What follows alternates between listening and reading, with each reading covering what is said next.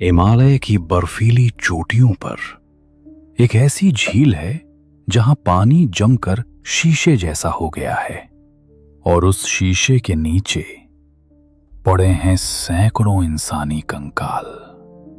कंकाल जो जैसे आज भी सांस ले रहे हों।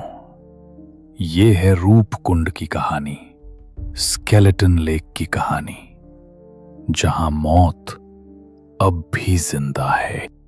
16,000 फीट की ऊंचाई पर जहां इंसान का पहुंचना लगभग नामुमकिन है, वहां ये झील बसी है। गांव वाले इसे कहते हैं भूतिया झील, क्योंकि जब बर्फ पिघलती है तो झील के किनारे हड्डियां तैरती दिखाई देती हैं। किसी का हाथ अधूरा, किसी का जबड़ा खुला हुआ, जैसे मरते वक्त भी चीख अटक गई हो। यात्री कहते हैं झील के पास अजीब सी खामोशी छा जाती है, खामोशी जो आपकी धड़कनों को निगल जाती है। 1900 के दशक में जब ब्रिटिश अफसरों ने पहली बार इसे देखा तो वो यकीन ही नहीं कर पाए। सैकड़ों इंसानी ढांचे बिखरे पड़े थे, कुछ झील के अंदर, कुछ बाहर। हड्डियां इतनी साफ कि लगता था मौत अभी अभी हुई हो। लोगों ने अफवाहें फैलानी शुरू कर दी।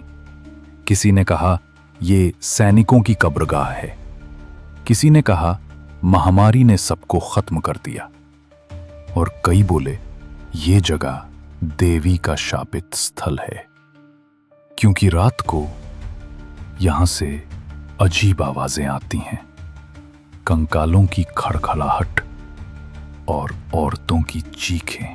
गांव वाले मानते हैं कि सदियों पहले एक जत्था यात्रा पर निकला था। कहते हैं वो देवी के मंदिर के पास नाच गाना कर रहे थे। देवी ने इसे अपमान माना और आसमान से मौत बरसा दी। बड़े बड़े ओले जो पत्थरों जैसे भारी थे। सैकड़ों लोग वहीं गिरकर तड़प तड़प कर मर गए। उनकी चीखें, उनकी सांसें झील ने अपने अंदर कैद कर ली, और आज भी जब तूफान आता है, यात्री कहते हैं कि वो चीखें हवा में सुनाई देती हैं।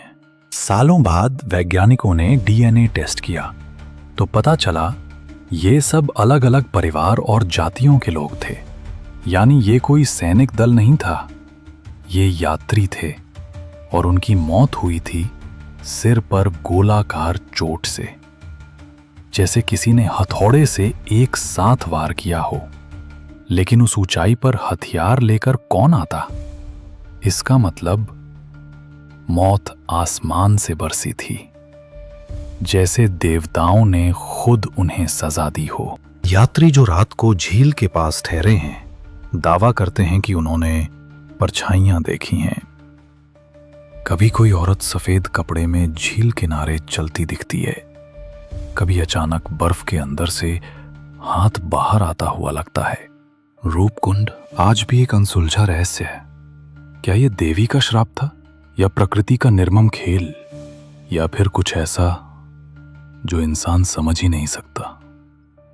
सच चाहे जो हो, लेकिन एक बात पक्की है, अगर आप रात में इस झील के किनारे अकेले खड़े हो जाएं, तो शायद आपके पीछे भी किसी हड्डी की खड़खड़ाहट सुनाई दे।